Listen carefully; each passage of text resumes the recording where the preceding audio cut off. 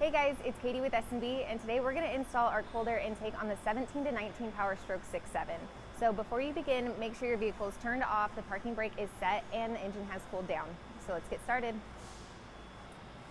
So the first step is going to be disconnecting the negative terminals on both batteries and the positive on the passenger side.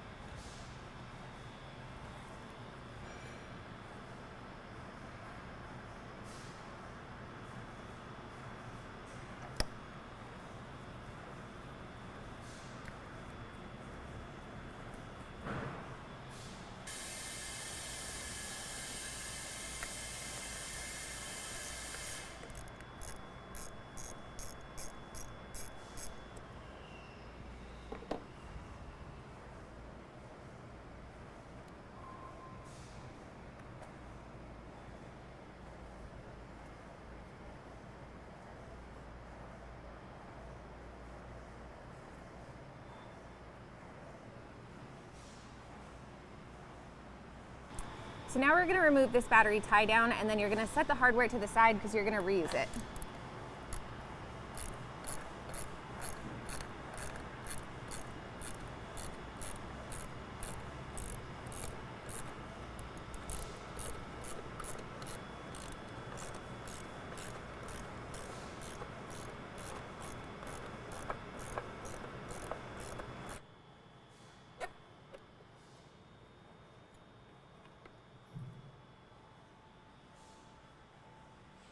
Carefully remove the battery from the vehicle.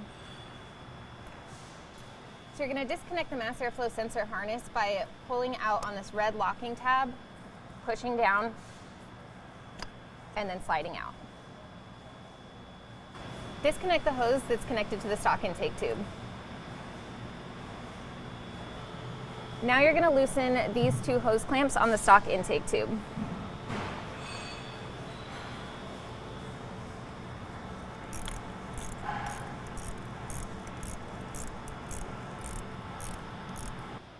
After the hose clamps are loosened, you can remove the stock intake tube from the vehicle. So now you're going to remove these two screws that are securing the stock airbox to the vehicle.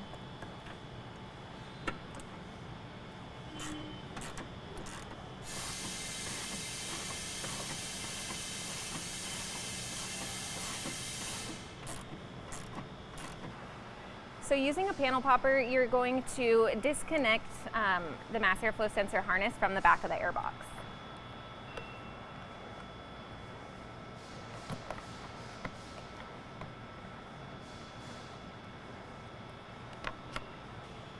Next, you're going to remove the stock intake box from the prongs, and then you can lift it out of the vehicle. Now you're going to remove this push rivet that's securing the front scoop to the vehicle, and then just set it aside because you're going to use it again later. So there's two clips that are securing the wire harness to the battery tray, and so you're just going to want to pop those out. There's going to be one here and then one down here.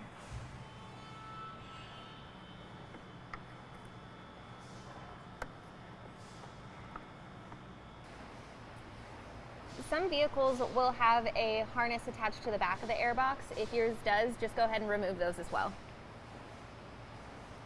So now we're going to remove these 4 screws that are securing the battery tray to the vehicle.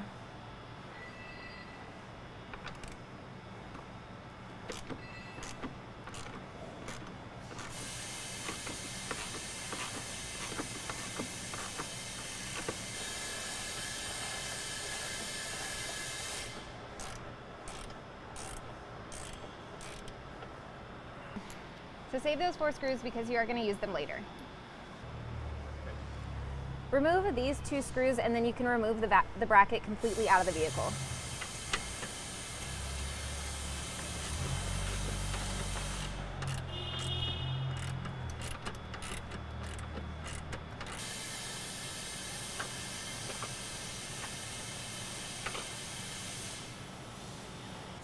Remove the battery tray and the front scoop from the vehicle.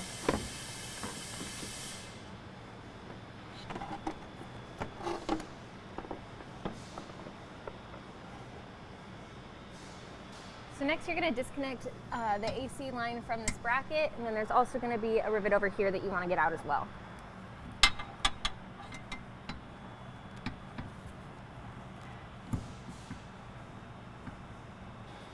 So now you're going to install the battery tray bracket into the vehicle. You want to make sure that it is faced this way, and then you'll line up these holes with the holes on the bracket that's already in the vehicle.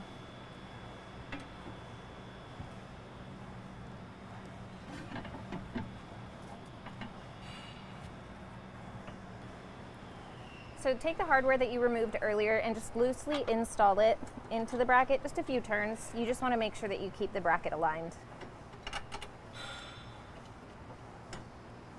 And then we provide you with a nut, a screw, and 2 washers to install into this middle part.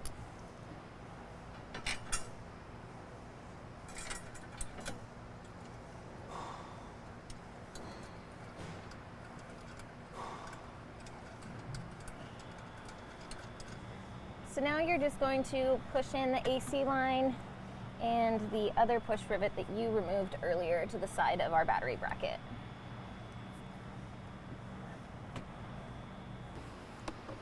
So in order to gain access to this U-bolt, you're first going to have to remove these 2 screws, and then you can pop this bottom piece off.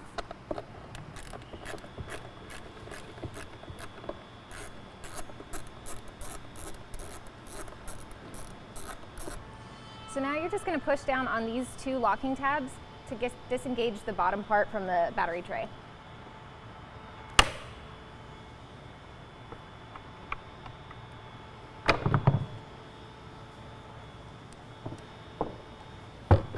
And then you should just be able to pull this out.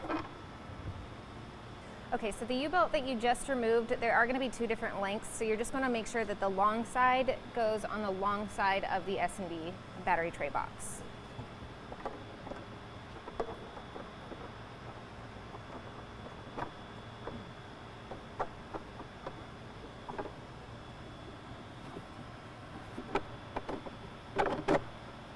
And then we provide you with a zip tie, so you'll just use that to secure it down.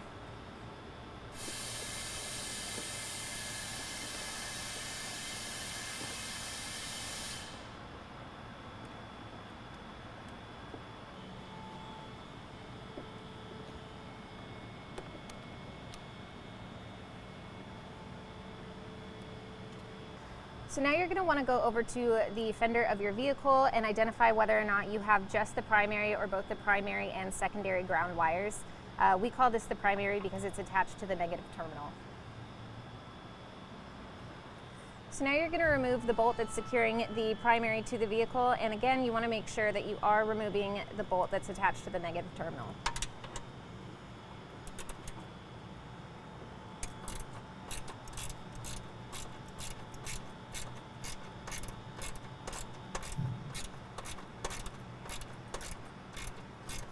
So before you install the battery tray, you're just going to make sure that you save this bolt that you just removed from the primary, and then also make sure that you do not touch or loosen the bolt securing the secondary to the vehicle. So now you're going to install the S&B battery tray into the vehicle using the provided hardware.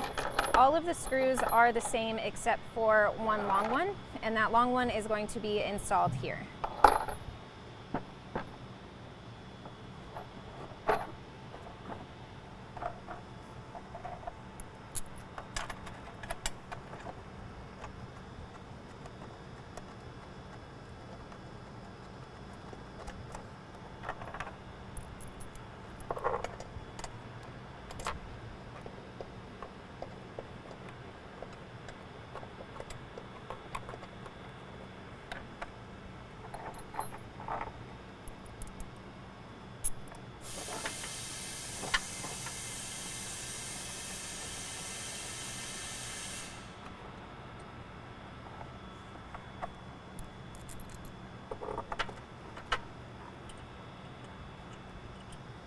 So now you're just going to want to go back in and make sure that all of the bolts are tight, and then make sure that the secondary, if you have one, is not touching the battery tray.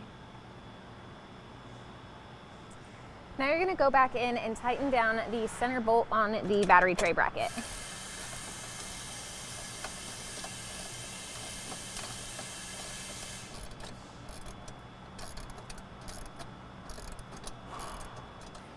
Okay, so you're going to take the primary ground wire and we're going to rotate it so it's faced like this. And then you'll take the bolt that you removed earlier and we're going to torque it to 106 inch-pounds.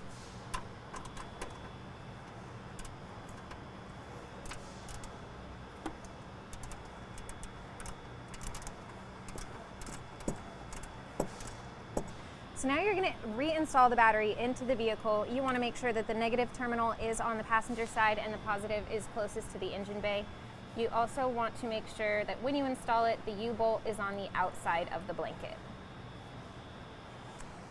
All right, so now you're going to make your way over to the positive cable, and what we're going to do here is we're going to remove this nut so we can extend these two wires. Some vehicles only have one, this one has two, so we're just going to extend them both.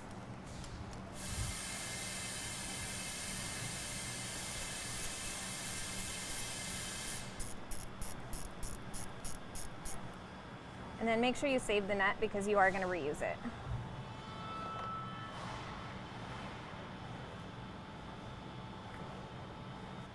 So now you can remove all of the cables off of the post or off the terminal. So when installing the cables, you're going to want to make sure that you install it onto the terminal like this. So just keep that in mind when deciding how to install onto the wires. So for this one, we're going to install underneath, and then for this one, we're going to install on top.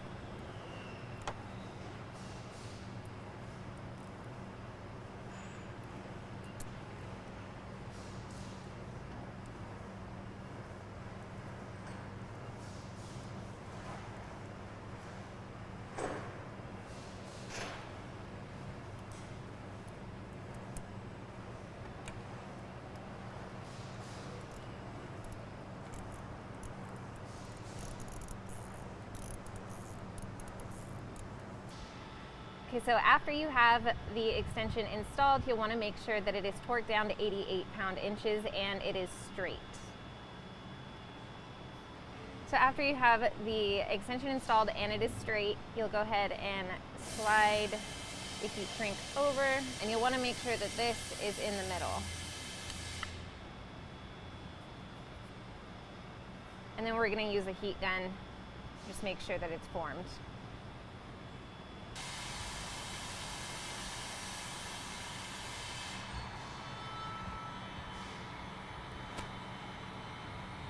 So after you have the first heat shrink on, just go ahead and check, make sure there's no cuts or tears, and then take your second heat shrink, slide it over, and then repeat the heat shrink process.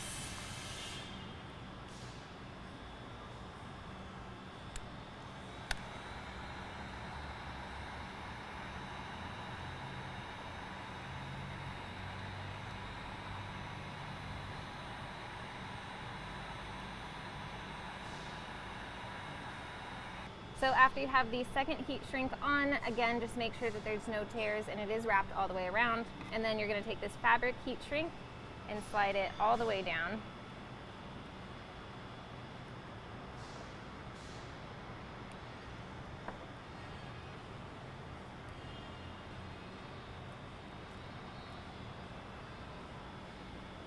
And then repeat the process with the heat gun.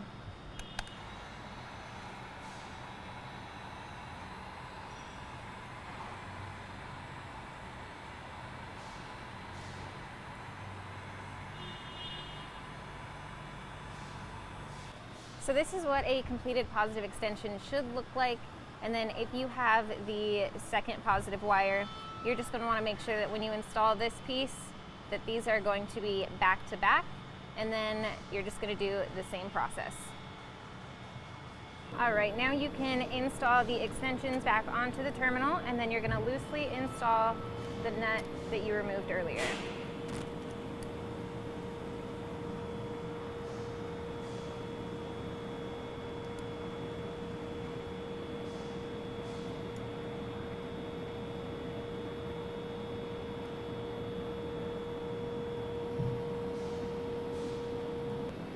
All right, so to give yourself a little bit more room, you are going to disconnect this clip from the tab, and then you're also going to cut this harness off as well.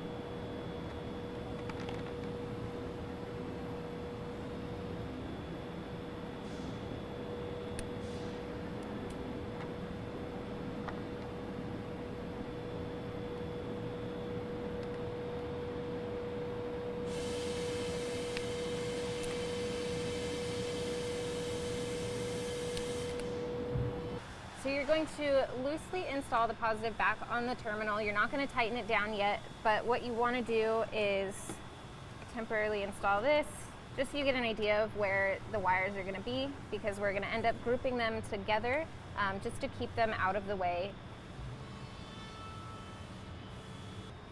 So if you're having trouble getting the positive terminal to connect to the post, you can always go down to this branch point, cut it open, remove the electrical tape, pull it apart, and then retape it. So in order to make this neater, we just added a few zip ties. We added one down here, here, and here.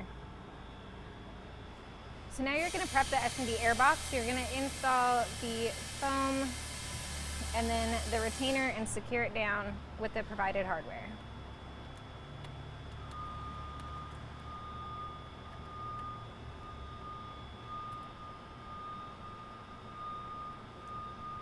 So now you need to decide if you want to install the optional box plug or not. For excessive temperatures, we recommend that you do install it, and for maximum airflow, we just leave it out. And the way to install this is we provide you with these nuts, the foam retainer, and the screws. And so the nuts have a curved and a flat side to them. The flat side will go down in these openings.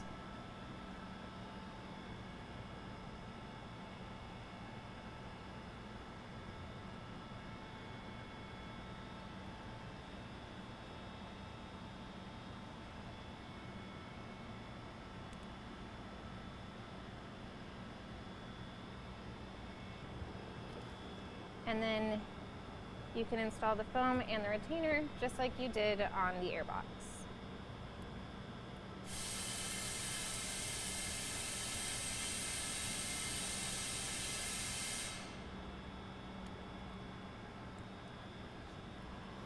All right, so for this video, we are going to install the box plug just to keep out all that excess engine heat.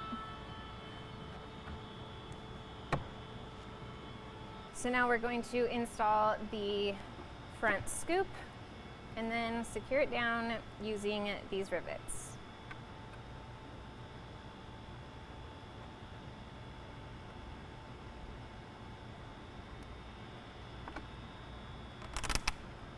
So the last step before you can install the airbox into the vehicle is just to install these. So now you're going to remove the 2 screws that you had securing the bracket, and then you can install the airbox.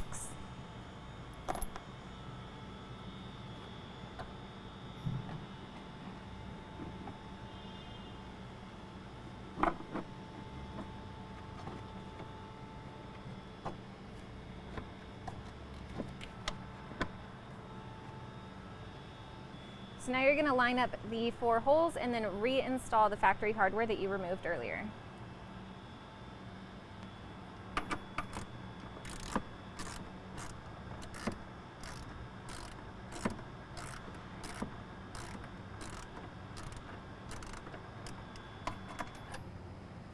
All right, so when you're tightening the top ones, just make sure that the grommets didn't fall off.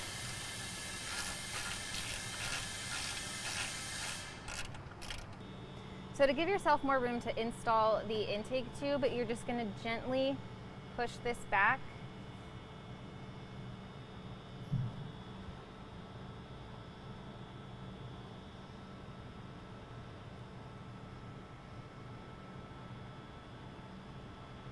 And then you just want to get it back far enough to where this is in the center of the black and white. All right, so now we're going to secure the positive terminal on the battery, and before you do that, you're just going to want to make sure that these cables are as far away from the engine as possible. The factory battery has a little cap right here that prevents you from pulling it over as far as you want. If yours does have that, you'll just take this piece and you'll swap it to the other side, and that'll give you more room to make sure that this is safely pulled away from anything that can cause any rubbing. And then once you have it in the place that you want it, you're going to torque these down to 80 pound-inches. So after we finished tightening down the positive terminal, we just added a few more zip ties just to make sure that everything is kept together and out of the way. And we also made sure that the center of the opening where the tube goes is going to have enough clearance for install. So now we're going to transfer the mass airflow sensor from the stock intake to the S&B intake tube. And then you'll just install it in the gasket and MAF pad using the provided hardware.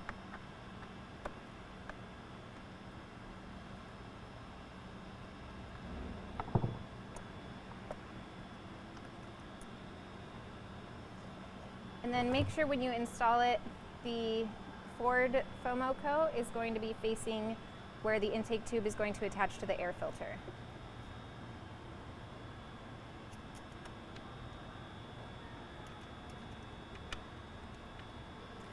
So you're going to fully install the coupler over the intake tube so the lip is flush with the tube. That'll just make it easier for you to slide it over later. And then you can install the clamps. So before installing the air filter, I take the clamp off and then find it easier if you push the collar inside. And then once you have it in the air box, you can just pull to snap it into place.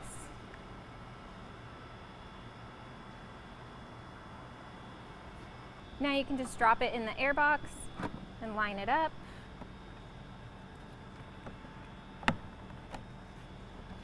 And then you can pull that collar back out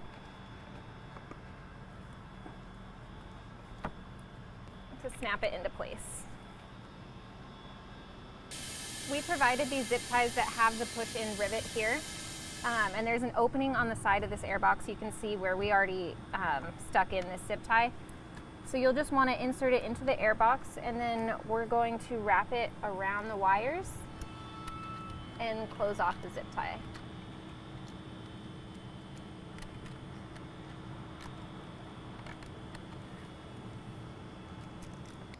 So when installing the intake tube into the air filter, you'll want to point it up. It'll just make it a lot easier for you to then rotate it into position. And then we're going to slide the coupler over the turbo, and then we'll go back in and tighten down all the clamps.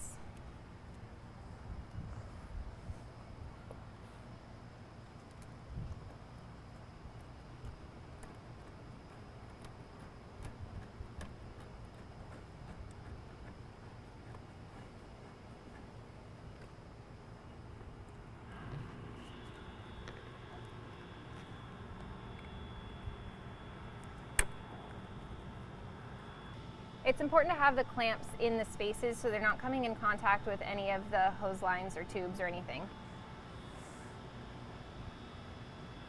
Reinstall the push rivet that you had removed earlier. Next, you're going to reinstall the battery tie down and then secure it down using the nuts that you removed earlier.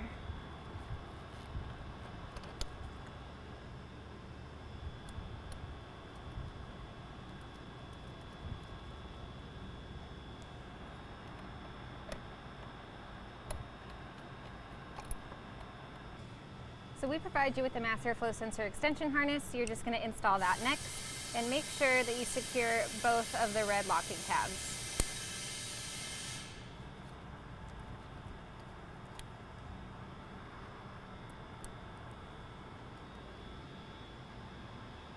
So now you can reconnect the negative terminal on the battery.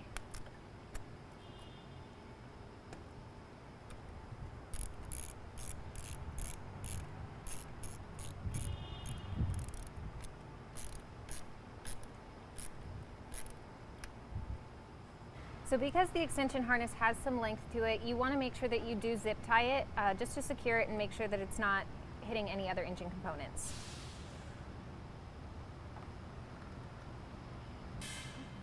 All right, and then don't forget to go back in and tighten the negative terminal on the other battery.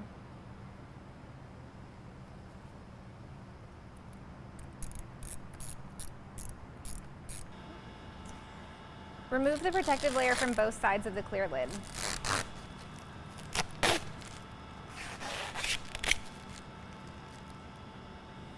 So now you're going to install the clear lid into the lid seal. The logo will line up with the tab.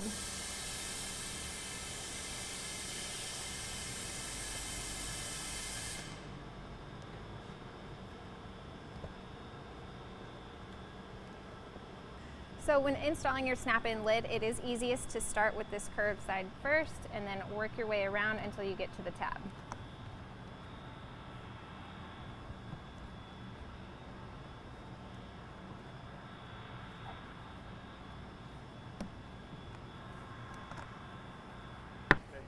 All right guys, so that is the end of the install. We just ask that occasionally you go back and you check and you make sure that the clamps are tight, that the fasteners on the battery are still tight, and that the wire harnesses that we moved previously are still secure and not rubbing against any hot or moving engine components. And then keep an eye out for any abrasion just in case anything does start rubbing.